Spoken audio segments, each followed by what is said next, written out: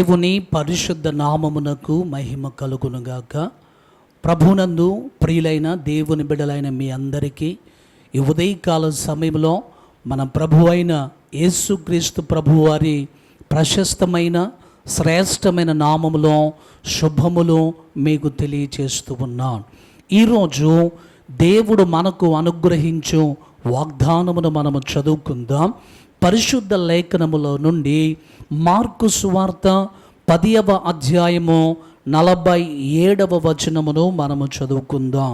ఈయన నజరేయుడైన యేసు అని వాడు విని, దావీదు కుమారుడా యేసు నన్ను కరుణింపుమని కేకలు వేయ మొదలుపెట్టెను.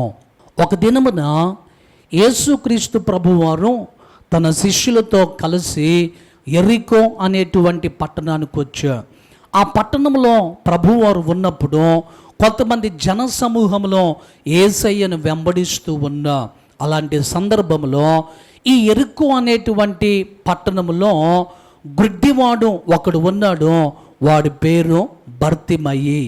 ఈ బర్తిమయి అనేటువంటి ఈ వ్యక్తి పుట్టిన దగ్గర నుంచి కూడా గుడ్డివానిగా ఉండి త్రోవ ప్రక్కన కూర్చొని భిక్షం అడుగుకుంటూ తన జీవితాన్ని కొనసాగిస్తూ ఉన్నా. ఇప్పుడు అతను ఆ త్రోవ ప్రక్కన కూర్చొని భిక్షం అడుగుకున్నటువంటి బర్తిమయికి కొంతమంది మనుషుల కేకలు వినబడతా ఉన్నాయి.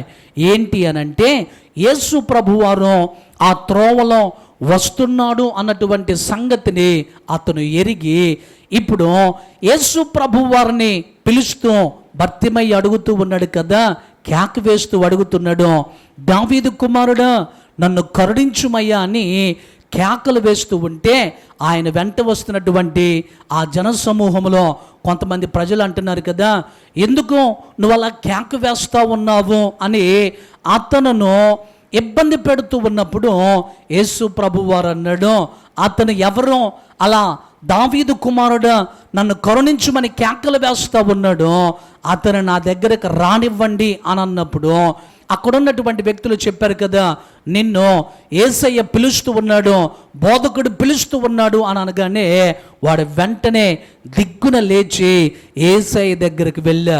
ఇప్పుడు ప్రభువారు అడిగాడు కదా, నీవు ఏం కావాలని కోరుకుంటా ఉన్నావో, నా దగ్గర నుంచి ఏమి కావాలని నీవు ఆశిస్తూ ఉన్నావు అని అడిగినప్పుడు ఇప్పుడు ఈ గుడ్డివాడైన బర్తిమయి అన్నాడు కదా, అయ్యా నాకు చూపును ప్రసాదించుము అని అనగానే యేసు ప్రభువారు అన్నాడు, నీ విశ్వాసము నిన్ను స్వస్థపరచును, నీవు సమాధానముగా వెళ్ళిపోమ్ము అని అనగానే వెంటనే వాడు చూపును పొంది యేసు ప్రభువును వెంబడించినట్లుగా పరిశుద్ధ లేఖనములో మనము చూస్తూ ఉన్నాం. ప్రియులారా, ఈ ఉదయకాల సమయంలో దేవుని యొక్క వాగ్దానమును వింటున్నటువంటి ప్రభు బిడ్డలమైన మనము ఒక విషయాన్ని గమనించాలి. మన దేవుడు మన ఆర్తనాదమును వినేటువంటి దేవుడు. గుడ్డివాడైనటువంటి బర్తిమయి కేక వేస్తూ ఉన్నప్పుడు అతని కేక యేసు ప్రభువు వారు విన్న, అతను ఎలాంటి పరిస్థితిలో ఉన్నాడో, అతనికి ఎలాంటి సహాయము కావాలో ఆ నిస్సహాయ స్థితిలో ఉండి బర్తిమయి కేక వేసినప్పుడు ఆ కేక విని ప్రభువు ఆ వ్యక్తిని స్వస్థపరిచాడు.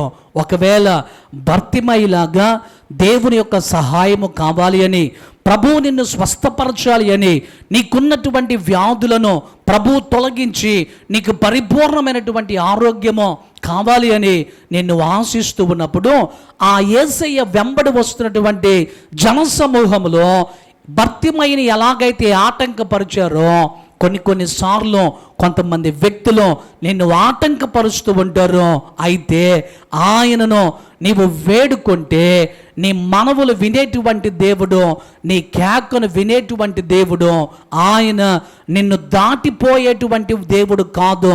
నీ ఆర్తధ్వనిని విని, నీ కేకను విని నీ దగ్గరకు వచ్చి నీకు సహాయం చేసేటువంటి దేవుడు కనుక అలాంటి దావీదు కుమారుడైనటువంటి యేసు ప్రభువారు ఈ రోజున నిన్ను దాటిపోకుండా ఎలాంటి స్వస్థత నీకు కావాలి అని ప్రభు దగ్గర నుంచి ఎదురు చూస్తూ ఉన్నావో ఆయన నీకు పరిపూర్ణమైనటువంటి స్వస్థతను అనుగ్రహించి పరిపూర్ణమైన ఆరోగ్యమును కలుగు చేస్తాడు. కనుక దావీదు కుమారుడు దాటిపోకుండా నీ జీవితంలో ఈ రోజున తన శ్రేష్టమైనటువంటి మేలు జరిగించి ఆరోగ్యమును ప్రభువు నీకు అనుగ్రహించునుగాక.